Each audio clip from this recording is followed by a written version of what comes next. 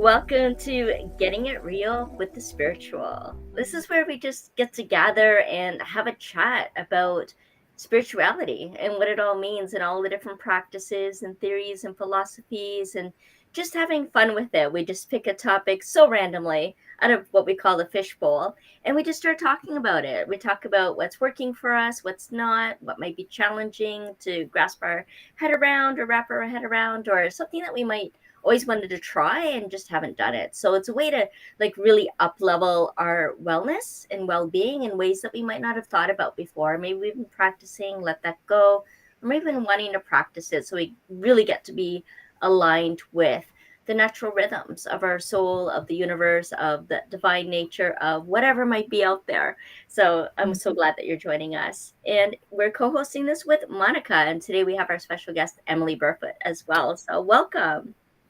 Hi. Thank you for having me. I'm so excited to get into today's topic. Now, as Jennifer said, these are randomly chosen topics. So we did a little moment to let this conversation be divinely guided. And the topic for today is celebration. Whoa, Great right? topic. Celebration, yes. That's super exciting because we just passed yesterday was the 9/9 Power Day, right, of September. And so 9 months into this year. And so in some ways we think of that as completion, but it's also celebration. And, what we may or may not have intended for January 1st for this year and what's been unfolding. So yeah, that's pretty cool that we ended up with celebration this time. May not align when this is actually aired, but it's a fun topic. So I'm excited. Yeah, it is a fun topic. So, the question for all of us to answer um, is this something that is a part of our own spiritual practice? So, I guess we can start with Emily. Is celebration a part of your spiritual practice? This is such like a timely question for me because I feel like the pandemic, like up until the pandemic period, celebration was my spiritual practice. Just where can we create a celebration? How can we make it amazing? How many people can we get involved in the celebration? And there's just something about celebration that just keeps the vibe so high because everybody is so in this. I mean, it's the frequency of joy, right? It's one of the highest frequencies there is. And so essentially, like in an ideal world, celebration would be part of my daily practice. But ever since the beginning of the pandemic, it hasn't happened for me. I've dropped the celebration piece and I just can't wait to get it back because it's so important. How about you guys? Yeah. So I am a person who celebrates everything, big and small. I'm what you call a hype man, right? Like, if someone is dancing, I'm gonna go, go, go, go, right? Like, if someone comes in and is like, I just got this, then I'm like, whoa, like, and make a big deal of it. Um, so I didn't really think about it as a part of my spiritual practice, right? But the thing that I always say about my spiritual practice is being tapped into the undercurrent of joy, right? And like when things are hard, to like tap into that joy, to kind of like lift you through those moments. And so I do think it actually, even though it doesn't feel like I'm setting an intention to celebrate, right? But the fact that I am in the moment, with someone when there's something to celebrate, I think is kind of what makes all of my days fun, right? Like it makes my ability to kind of move past, like, we're when you watch this, I will probably already be back from vacation, but I'm headed to vacation. And it's really not vacation. It's really just kind of like a retreat to refortify myself.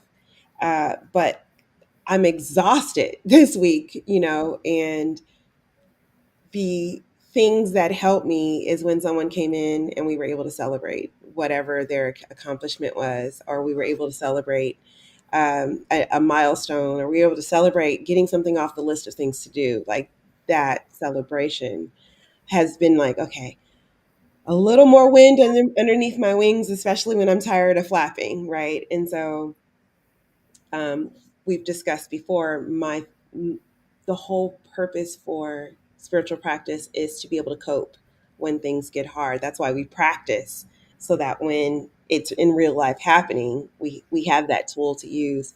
And I think I've actually had to tap into that quite often lately, just to get me through. What about you, Jennifer? Hmm. I loved hearing that because I love celebration and not a lot of people do it. I get super excited. Like I have so much enthusiasm and zest for life and I just want to live it fully.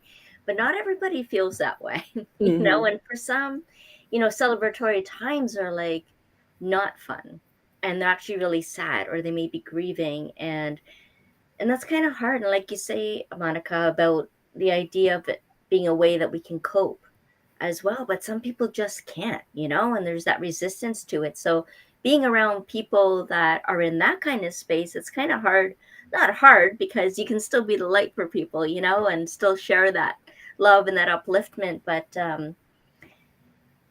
it's it can be challenging. It's definitely Yeah. challenging. And when I think of it though as a spiritual practice, what comes to mind is rejoicing with Mhm. each other, and really commending people for what they're excited about and what they're doing and what they've accomplished and feel empowered by what they realize they're capable of, and that's what I get to rejoice in. And I think I do more celebration and rejoicing for others than I actually do for myself, Mm.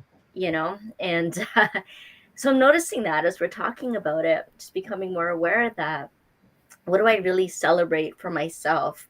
What do I rejoice in for myself? I think maybe taking rejoice and celebrating, a flower blooming, something simple like that. It doesn't have to be associated with a holiday kind of celebration or Yeah. an accomplishment or graduation or something that we normally think of as celebration, but maybe even just, celebrating a new day.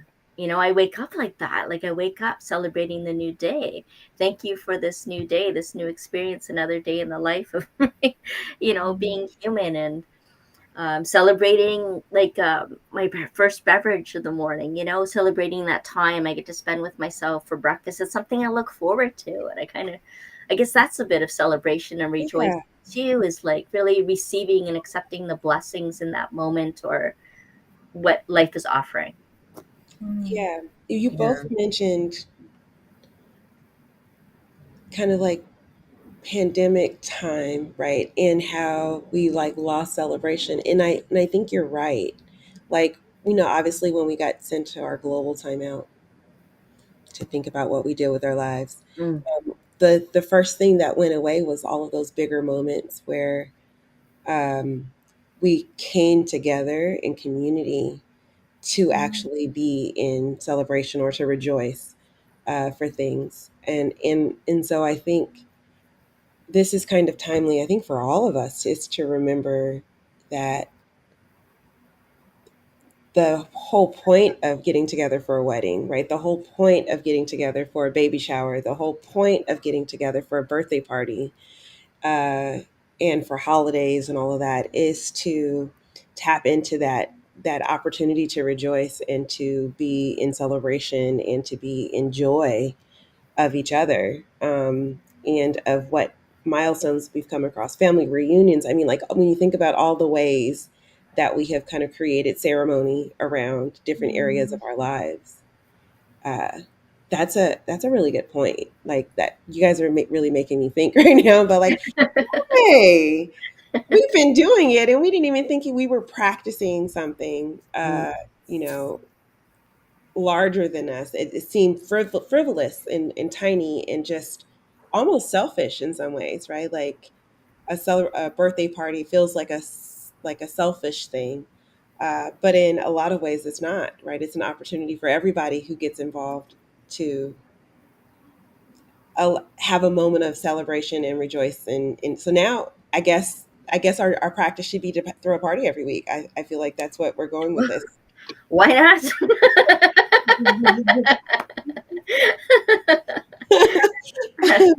Yeah, Does Emily, are this you down for mean, the party?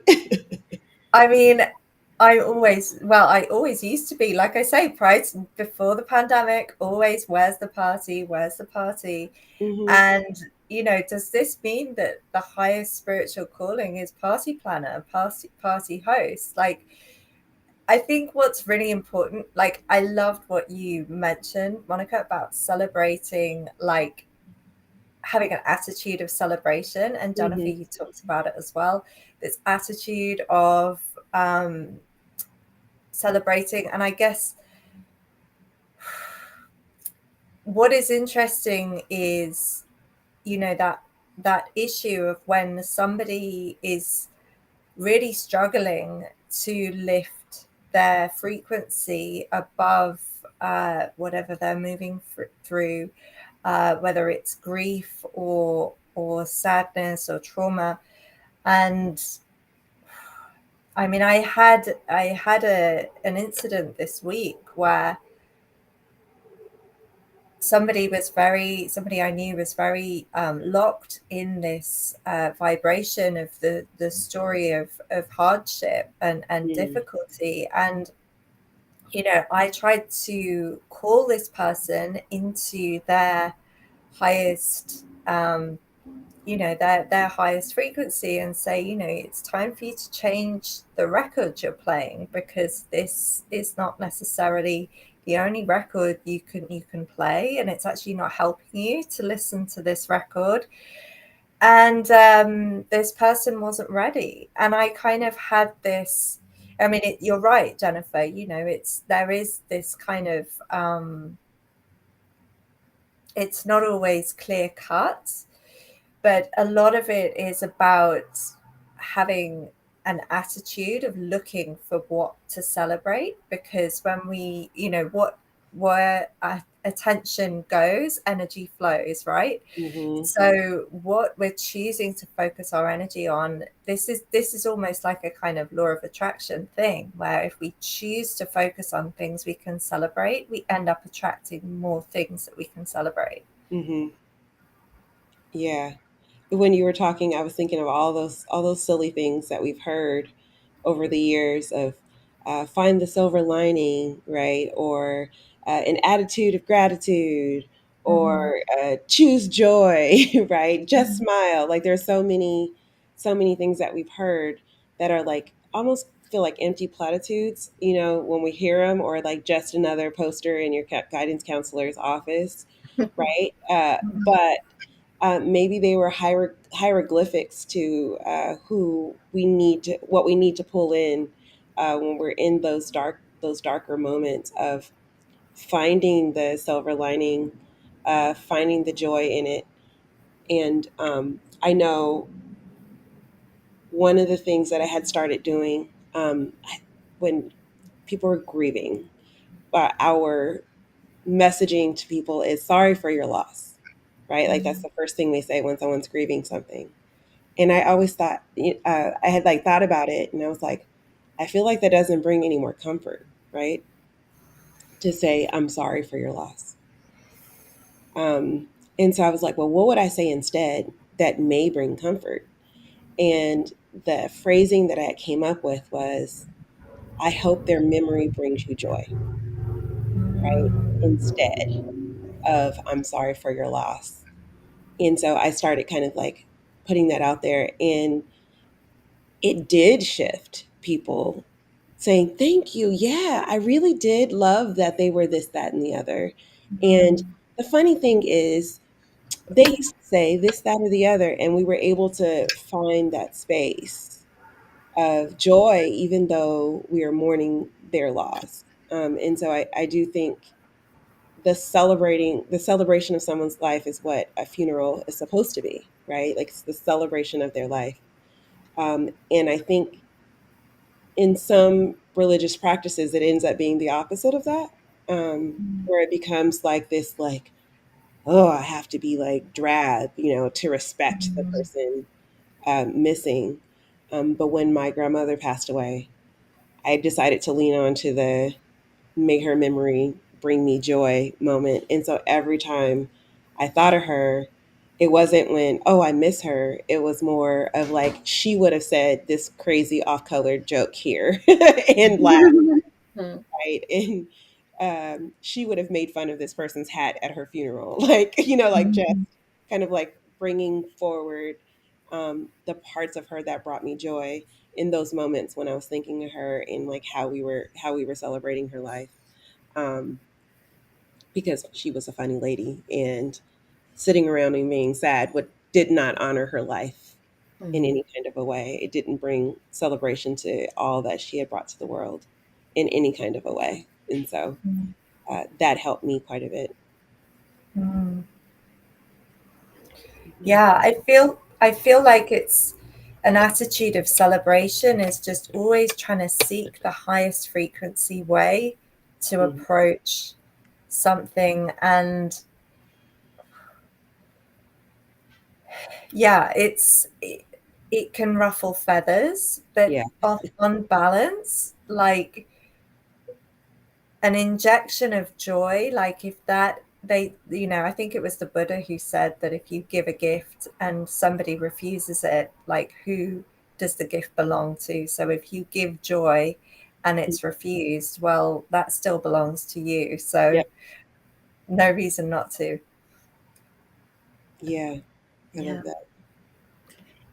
I love Yeah, I love what you shared, Monica, too, about that shift in thinking, from the funeral that's usually sad and wearing black and driving to a celebration of life. And it got me thinking too about other ways that celebration, what that looks like. How is that experienced? And quite often, I know for myself, it's food. Like when my family gets together and we put all the things out on the table and we're just noshing all day, and there's laughter and there's sometimes there may be drinks, but there's always food and there's laughter, and that brings so much celebration and joy. And for me, I love to dance.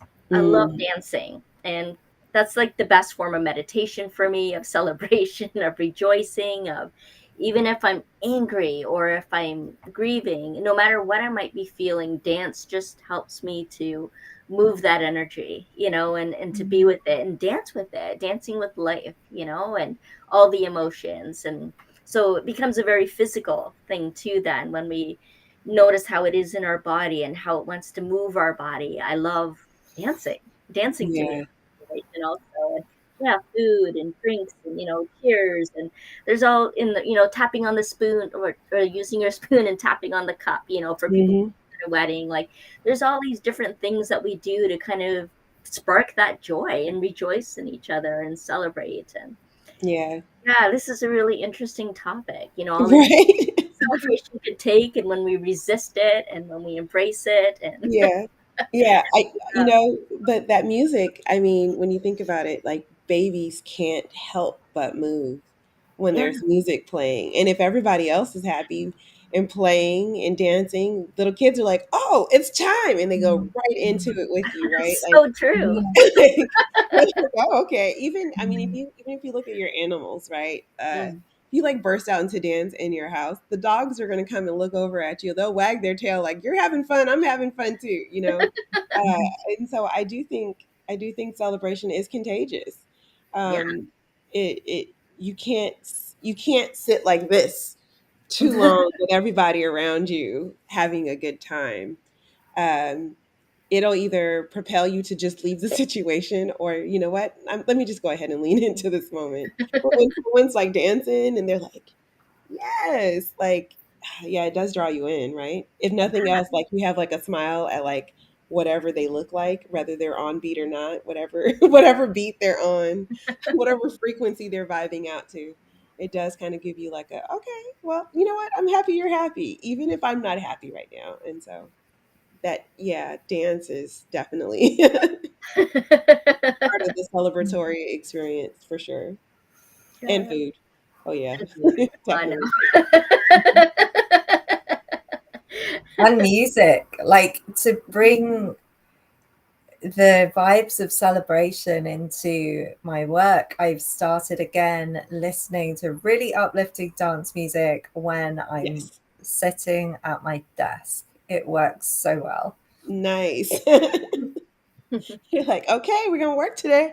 Oh Mhm. yeah, oh yeah. Gotta get the things Yeah. going. I love that. It really lightens things up, and it makes life fun again. And Yeah. we take it way too seriously sometimes, and that's spiritual, right? Because then our spirit moves us. Our spirit's Mhm. coming in and it's moving us, and or we're connecting with the spirit of the loved one that's passed on. Mhm. We're bringing that celebration of life in all its forms. Yeah. The grocery store is my new place to party. Oh yeah. How so? Well, so I'm in my 40s, and so that means I'm the target demographic for uh, for people who shop, and so they tend to play music that was party music in my 20s now I in the never grocery thought about store that. as the soundtrack. So And true. so literally we'll be in the grocery store and I'll just be like singing along, and my daughter's like, every store, you're gonna dance in every store, and I'm like, I can't help it. Like they are playing my music, they are speaking to me directly, and yeah. So even mundane grocery shopping has now been like club experience. That's awesome. But what happens too, though, is other people will see me dancing, and some people will actually join in. Are like, "Oh no, I love this song, right? Yeah, me too." We have this like moment of connection, or they'll just chuckle at me like dancing like crazy in the chip aisle, and so I've spread joy in that moment, just being kind of like completely in a moment of celebration because I loved the song. That was the only reason that I needed to be in celebration at that moment, is because the song felt good to me. Mm. I think Mhm. that's the perfect place to do it because it can have a really dead atmosphere, and people need to be reminded like what it feels like to be alive. Like life is all about like new information, like you said, Jennifer, like the spirit moving you and moving your Mhm. body, like, and then like that's how we connect, isn't it? It's like our bodies and could connect, resonate with the music, and then by doing that we resonate with everybody else, and then we're all connected. And that's the whole point of spirituality, is to feel connected and to feel alive. So I'm loving that. I'm going to try that actually. More people should do it. That's the new spiritual practice, right? Is Totally. like go to the grocery store, and while you're pushing, if a song moves you, you just move with it. Yeah. That we're gonna have like an epidemic of like grocery stores. Love it. And it's feeling alive, alive, Yeah, and it's amazing. And what do they call those things? I already forgot. Like a flash mob? yeah. All of a Yes.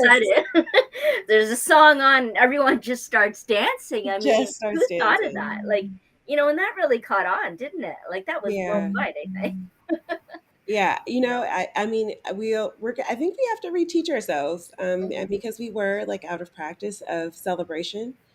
I know it's still weird when I go to parties, right? Like people are still a little standoffish, a little less like, outside of their skin. Because we had that 3 years where we were told like people were dangerous, right? We were told that like kind of like touching and interacting too closely was dangerous. And for a period of time, that was necessary, right? But we're not there anymore. Mhm. And so since we're not there anymore, we kind of have to retrain ourselves how to do it. But I think because we get to retrain ourselves from like zero, let's like retrain ourselves to do it in like a better way, right? Like just being in joy of everybody around you for whatever it is, whether it's dancing in the grocery store or celebrating an outfit that someone's walking down the street like you like the way that they look, and say, you know what, you really brought it today. There was this lady um, earlier this week, and she had on like every color in the rainbow in her outfit, and she had like these crazy bangles on. Her glasses were a different color, and her dress had like all this pattern on it. And like looking at her outfit just made me happy. And I just told her, I was like, your outfit brings me joy. And she's like, thanks. Yeah. Like, I who says we have to stop wearing white? Who says we have to stop wearing color? And so, like, even celebrating something or some experience that you like someone else is bringing to you and saying, you know what, thank you for that, and like I appreciate this.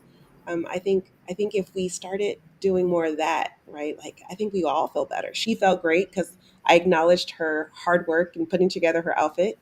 I felt great because her face lit up when I told her that. And also the outfit like was screaming at me like from like across the street, and so I had to say something. And so I think being in celebration of like all the little things that are bringing us joy could make a huge difference in our lives. Yeah, totally. It can so easily become a daily habit, and we don't have to like create a day to be able to Yeah, celebrate it. I mean, like make it a national, international kind of holiday for celebration and acknowledgement, or a birthday or anniversary or any of those things. Like it could be like just an everyday, mundane to the, profound kind of celebration, just having fun, enjoying life and being with it. And yeah, I love it. I love it too. I love it too. So we have one last question, and the question is, how can we, our final, I guess, tip or advice? How can we use celebration, like just a summary of how can we use celebration as a part of our spiritual practice moving forward?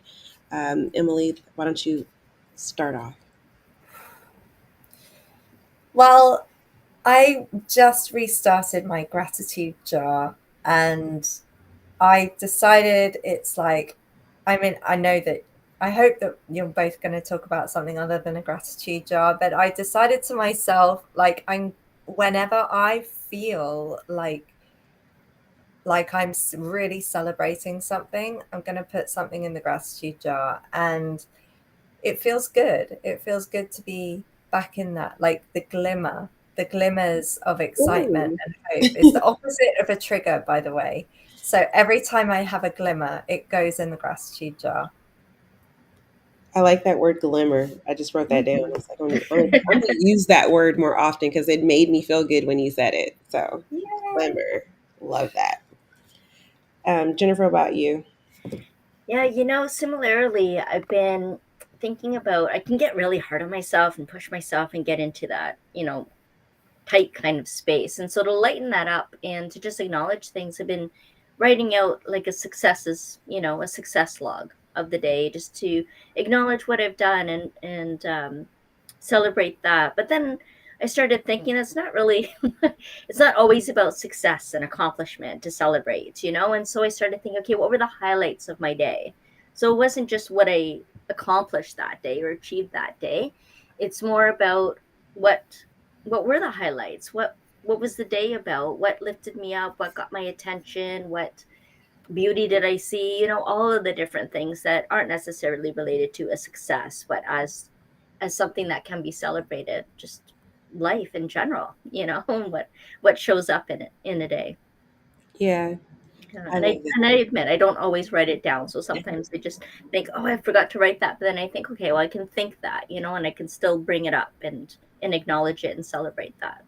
Yeah. Mhm. Recently, one of the young people that I'm working with, we were talking about her adulting and how, as an adult, she gets to choose the life that she wants to live, like all of it.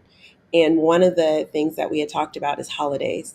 I was like, you don't have to celebrate the holidays that you don't want to celebrate, and you can celebrate holidays that don't exist. And she's like, you mean I can actually decide that the fourth Friday of the month is like my personal holiday to do this thing? And I was like, yeah, like all the traditions, all of the ceremonies, all of the she's like, so we're gonna eat tacos on the fourth Friday? And I was like, yeah, if that's what you want the tradition to be, then do it. And we're gonna play games. And I was like, yeah, like you get to create that. And so I think my advice would be to review all of the holidays that you are currently prescribed to celebrate, and ask yourself, well, what would that really look like if I could do it without, if I could wipe the slate clean and create the holiday that makes me feel the most um, the most like joyous, that have that glimmer, because I love that word, have that glimmer in it. Like, what would make this holiday glimmer for me? And then just put those into practice. And then if there are days like that are in between those holidays that you want to be able to celebrate, maybe it's an anniversary of a random show that you liked, or like, or this is the day that my dog came into my life, and so we're going to celebrate that. And you want to make a big deal of it, make a big deal of it, because life is too short to not celebrate these things. So that would be my advice uh, for how we kind of can add more celebration as a practice in our lives. So, Awesome. yes, this has been a fantastic conversation uh, and Thank surprising. you. I want to thank you, Emily, for being a part of our little experiment that Jennifer and I have created here. Oh, And how can people get in touch with you? oh, I can send you my links. I have a website which is transpirational.com. But there may be some other links that I want to share with you, so I can pop those over. Thank you. Yeah, that would be great. We'll put those in the show notes so that people um, can be able to kind of reach out with you. And Jennifer and I also had this crazy kooky idea that instead of just having these conversations as a podcast, that we would also do it as a meetup as well. So we are putting together a space where we can get together.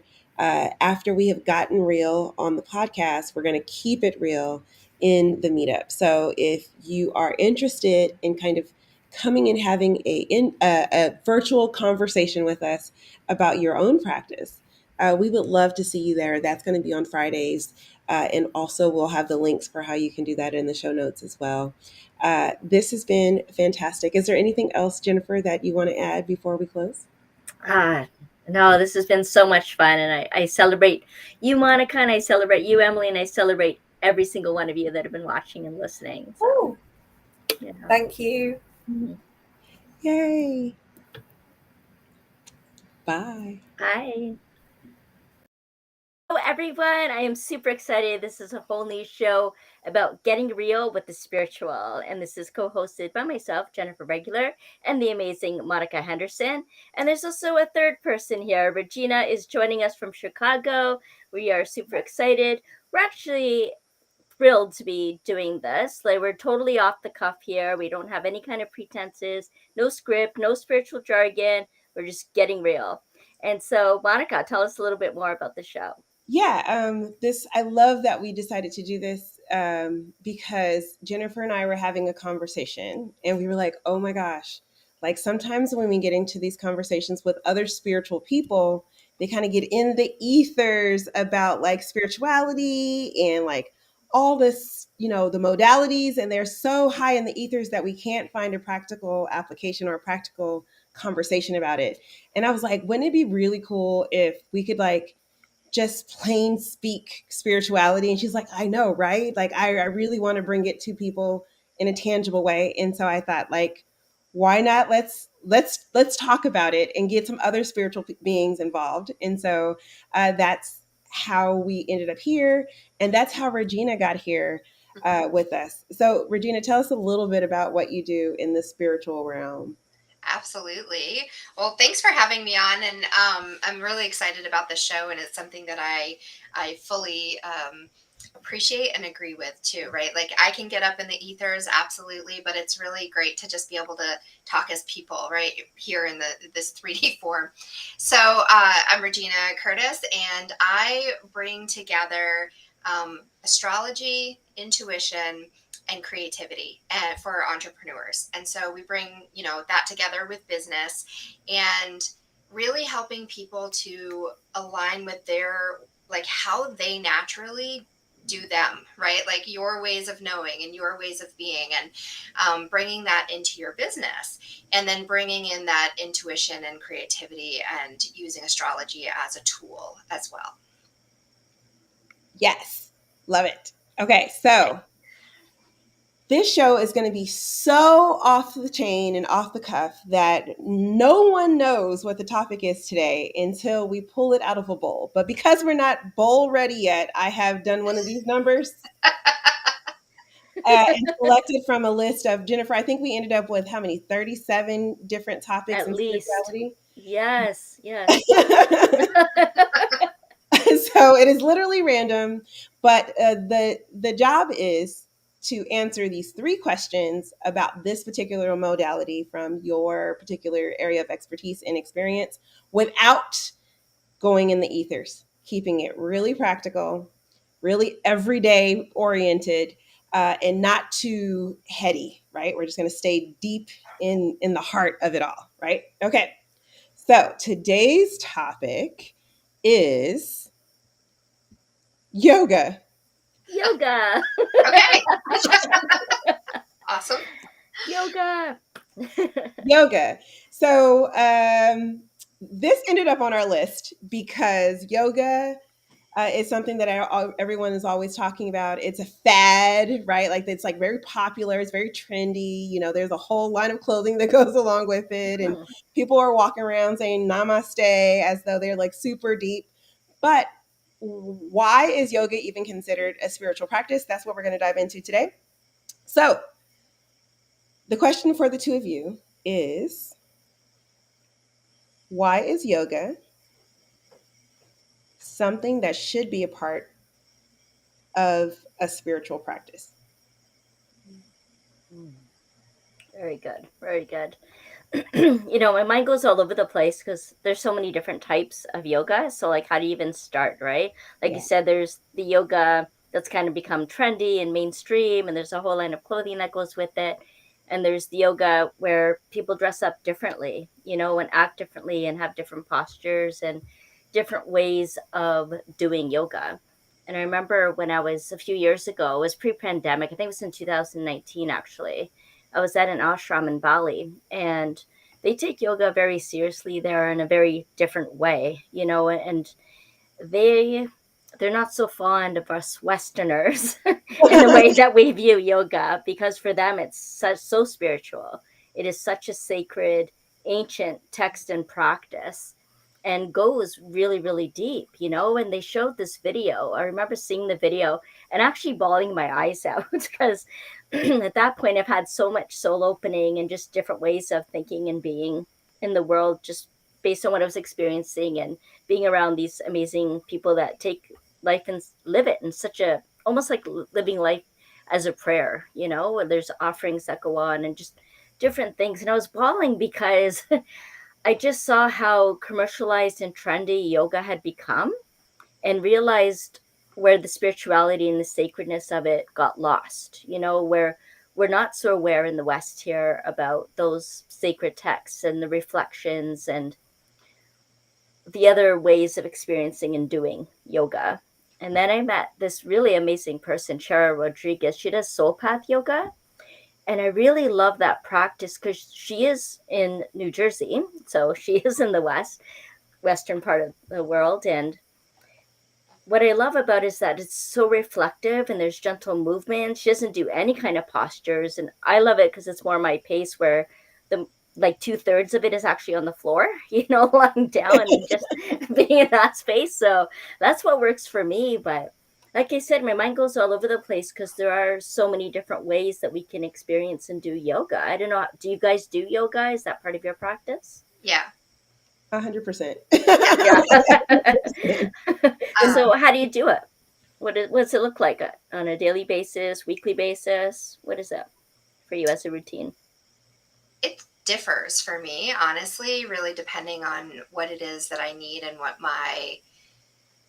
um my access is. You know, like I too I've gone on a yoga retreat in Bali, and I've also, like, you know, done yoga on my floor in my living room or my kitchen sometimes, honestly. It's I have a very varied practice, but actually the answer to the question, and I don't know, Monica, if you want to answer first or if you want to answer and then Nope, go for it. okay, I'll just keep going. So the answer to the question for me really is kind of a riff off of what you were saying, and talking about my practice being varied. So the reason I think that it should be a part of everyone's spiritual practice is because it gets you in your body. And no matter what kind of practice you're doing, whether it's called, you know, the different names that it might be, um, even those more westernized, like what is it, like core yoga, and the ones that are really just about like how much can you move, It's how fast can 3:30. you move. The universe is speaking, or your computer. Um, it really is about bringing you present in that moment in your body, right? And I've done some like really on the very far end of the spiritual spectrum where we're meditating and, saying Om, and maybe there's some sound healing happening and a lot of other things. There are ones that are more posture driven, but regardless, once you start moving, once you get on that mat and you're in a class or you're laying on your kitchen floor, whatever it is, right? You're actively moving your body in a conscious way. And my understanding of yoga from the spiritual sense too is that, the final pose where you're laying on the floor, just laying there, right, is when the most benefit comes in, because you've moved your body. And yes, you get some benefit from that. But what you've done is you've gotten out of your head. You've gotten out of the million things that you need to do that day. You've gotten out of the past and the future, and you're present in that moment. And you get to receive wisdom, right? Insights from your higher knowing, or wisdom from your body that's like, girl, I'm tired. So there's so much benefit there. And so that's why I think that no matter what the practice is, and yeah, there's a benefit in repetition, but there's also benefit in variety. So whatever it is, just bringing that movement and that presence in your body is where the benefit is. Yeah, I'd just like to add that also the last pose is my favorite pose of the whole thing. It's never long enough for me. I think that's one of the things in the Western world that, like, Yeah. when I went to Bali and was doing, yoga, the final pose, it's called Shavasana for those who don't know, but the final pose was much longer, and we would stay in that and receive, and it was so powerful. But in the West, a lot of times it's like, oh, the next class is coming in, you got to go, go, go. And to me, that's a shame. Yeah, and so yoga is a part of my own spiritual practice as well, and also a part of my workout routine as well. So I use it for all of the purposes. But the way that I view kind of like spirituality, and just being a human in general, is like we're kind of like a balance of the three essences of who we are, right? We're our mental body, we're our physical body, and we're our spiritual body. And many times when I'm talking to people about kind of self-care and like, how do you care for yourself? We really do have to understand that there are three separate ways that we're doing that. And for our mind, we have like, puzzles and learning and education, and that's how we strengthen our mind, right? And then the physical part, we do exercises and eat right to fuel the body, and that strengthens the body.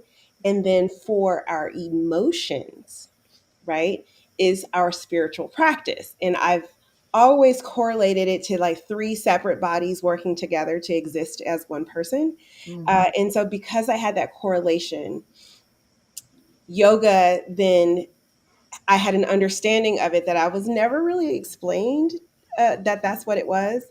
But I realized that it was like, okay, meditation just in general is really about kind of extreme focus, right? And being able to kind of block out all the other things. And so that practice of learning how to do that is more about, when life hits and I have to be focused and I have to block out all the things, I now know how to do that. And so when it came to yoga, I was like, oh, this is about pain and pain tolerance, right?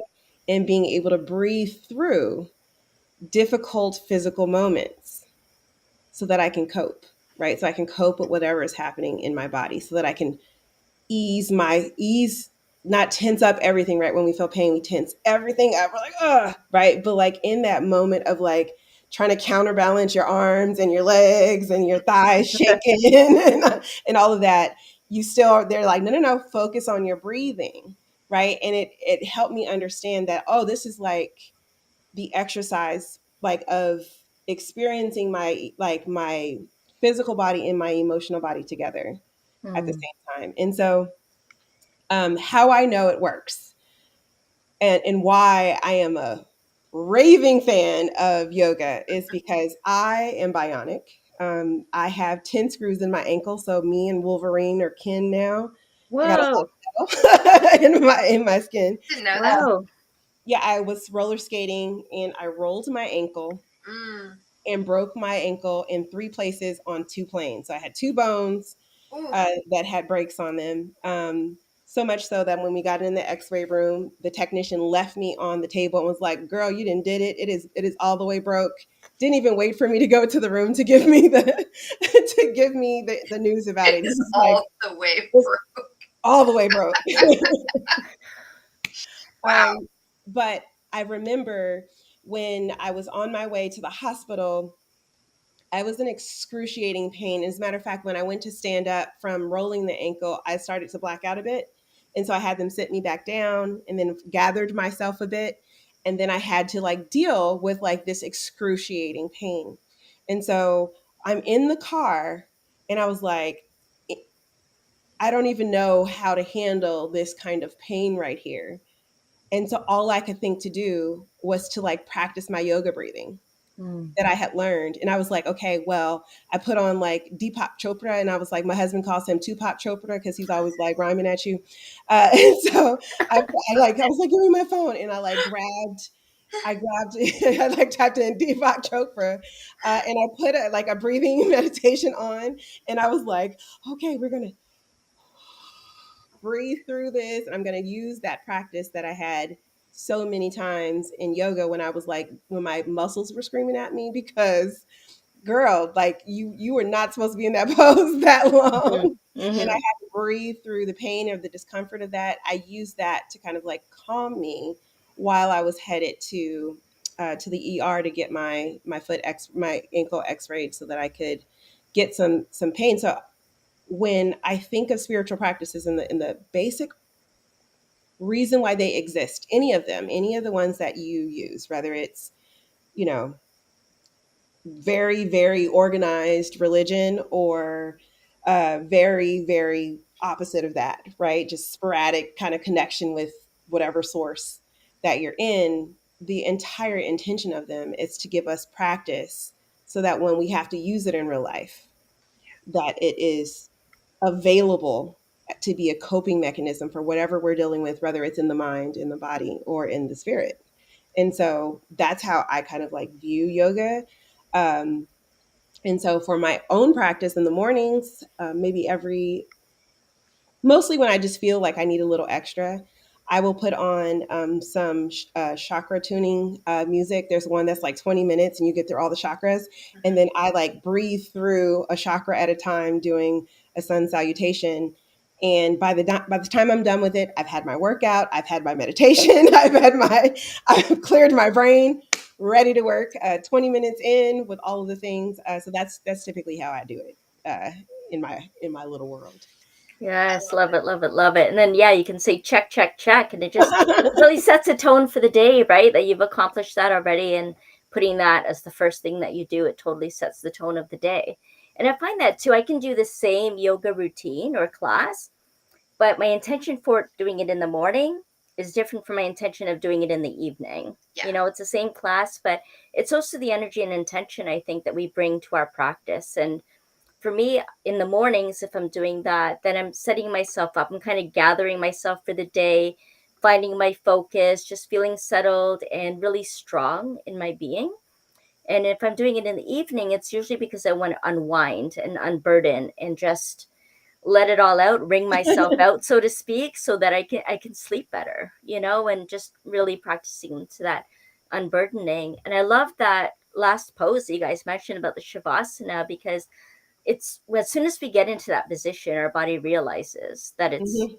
it's rest time, right? So even just getting into that gesture, but I love it too because for me, I really feel it as a time of integration and just Absolutely. allowing it all to come together, like you said, Monica, the mind, body, and spirit just coming together. And just I find integration so important because for me, I'm like, they call me energizer, right? Like I'm just going all the time and I'm going from one thing to the next thing to the next thing, and there's not a whole lot of time unless I make a conscious effort towards it to reflect and to integrate all the things that are happening, especially major transitions or just going from one thing to the next and not really landing and not really settling. And you're talking about being busy and integrating all the different things, Regina, and it made me think.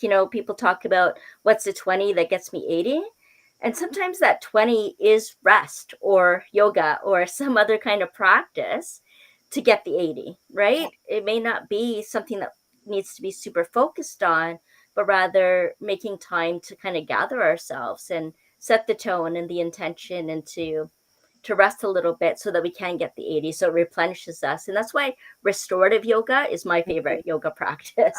And yes. even getting the blocks and the strap and the bolster and the pillow, and it can seem like burdensome, like, oh, I got to get all of these things together and lay it out. But part of doing that, I feel it's a bit ritualistic in a way, like I'm gathering it, it's very intentional, I'm setting this space, and then it becomes like a sacred act, I find, and then I settle into that space. And sometimes it takes a little bit longer than others, but I really enjoy it once I get into it. And sometimes I feel too tired to do it.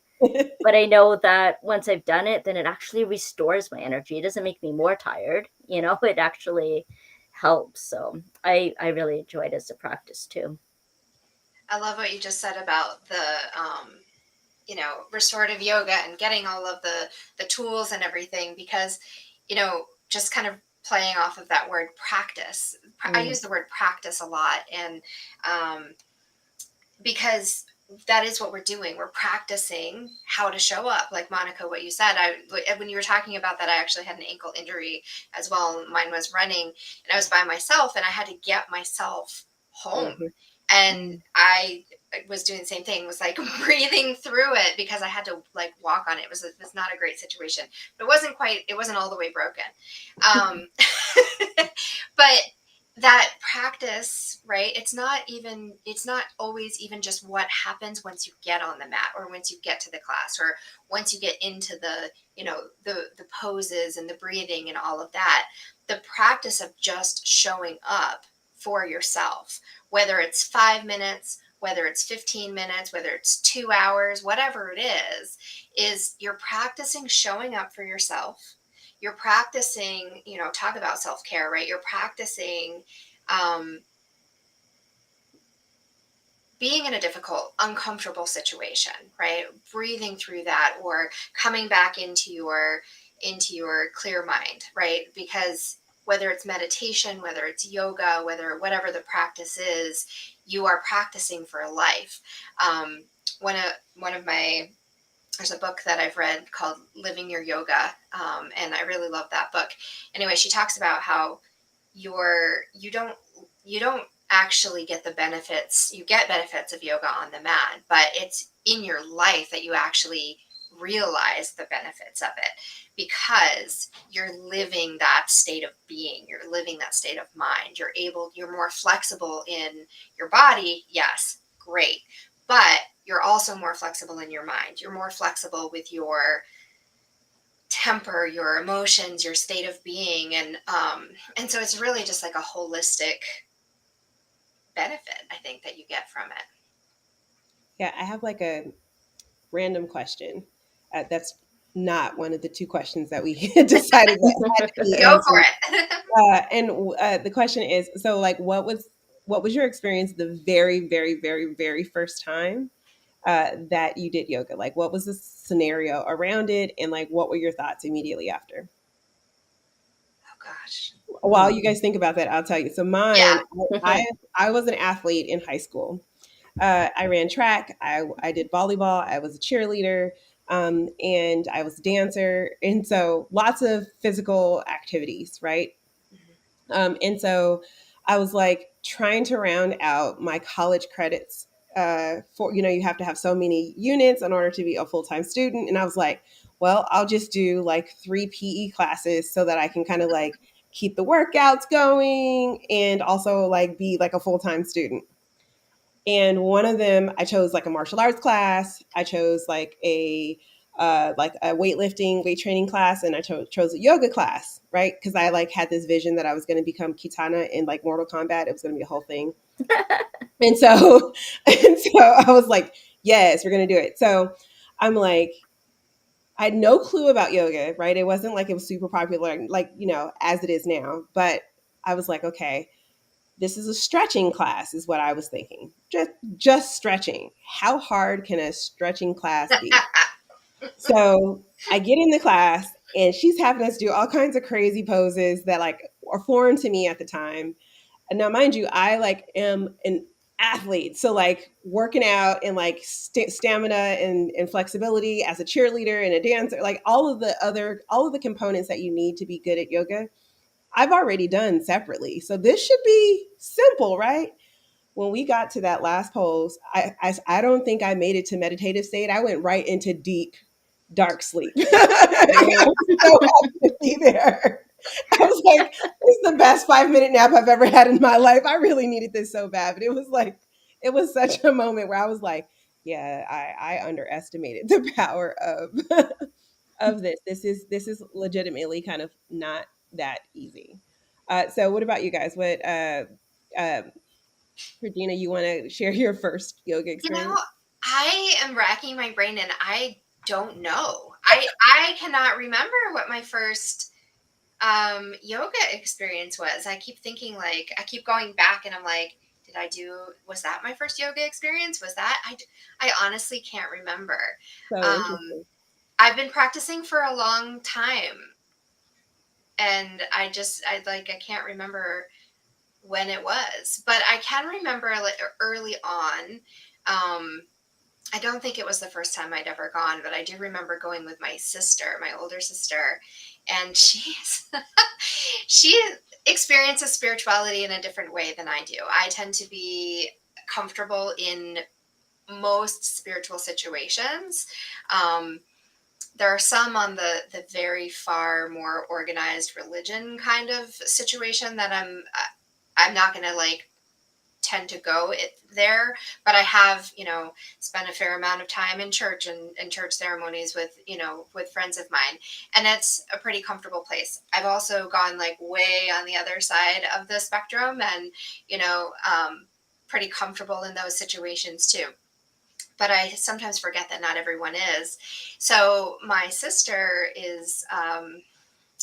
she is a spiritual person. She considers herself a spiritual person, and she though is more on the like right in the middle kind of like being a little less comfortable with the more spiritual yoga classes. Like she's more on the like I want to go and do this for fitness. Hmm. So I remember going with her we were members of the YMCA at the time, and we went to this yoga class, but it was a Friday evening wind down. So kind of like Jennifer, what you were saying about, different times of the day. And there were like candles, and this was in the gym where we would go to work out. And so we'd just gone and like lifted weights and done some stuff. And then we went to this yoga class. And I remember getting in there and she was all like, okay, we're going to like, similar to what you just said, like we're gonna stretch, we're gonna do this stuff, and like we're chanting and we're doing, all these things. And I remember her sitting like just like looking so uncomfortable, and I'm all in my like bliss. And I looked over and I was like, oh, she's not comfortable with this. So yeah, I don't know. That's the experience that's coming to mind for me. But I just remember having this desire to know more. And I don't remember when it happened. I can't remember exactly the first class, but I remember as soon as I knew that yoga was a thing, I knew that I wanted to be there. And Yeah, that's really like the best explanation I can give. very cool. What about you, Jennifer? Mhm. Yeah, likewise. I can't I'm not sure that I really remember the very first class, but I do remember early experiences of yoga. And it was also in the gym, which I don't think is the best conducive kind of environment to be doing yoga.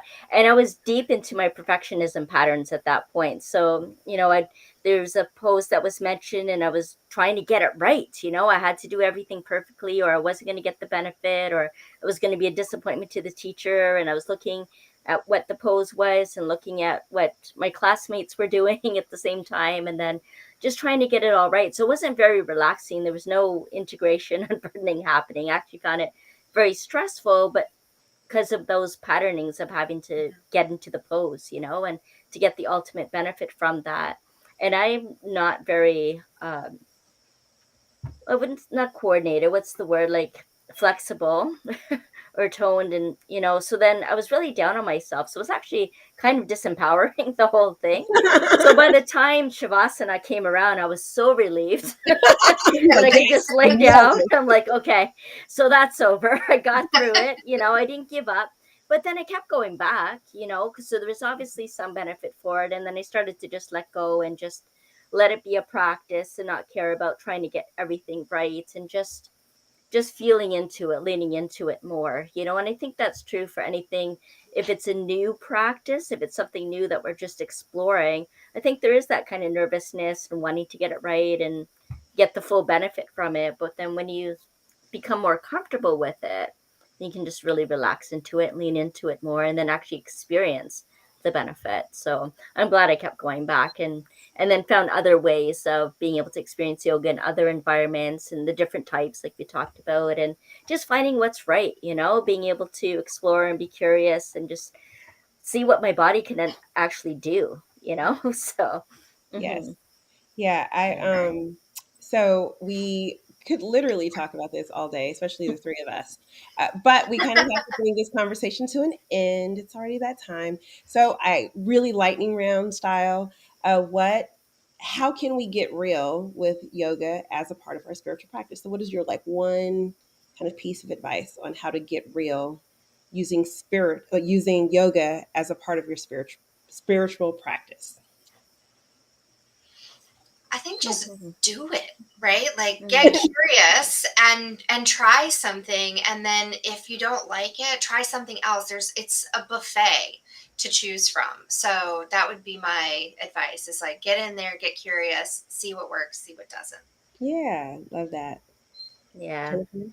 For me, yeah, when I think spiritual wellness, I think of like soul care, and so I ask myself if I'm doing the yoga practice, just getting clear on why I'm doing it. Is it to feed my soul? Is it for integration or unburdening? And just being really intentional and having a conscious choice about it, not like following a trend, for example, or because everyone else is doing it, or I'm not spiritual if I don't do yoga, like I just want to be clear on why I'm doing it for me, what's the benefit, and making a conscious choice around that.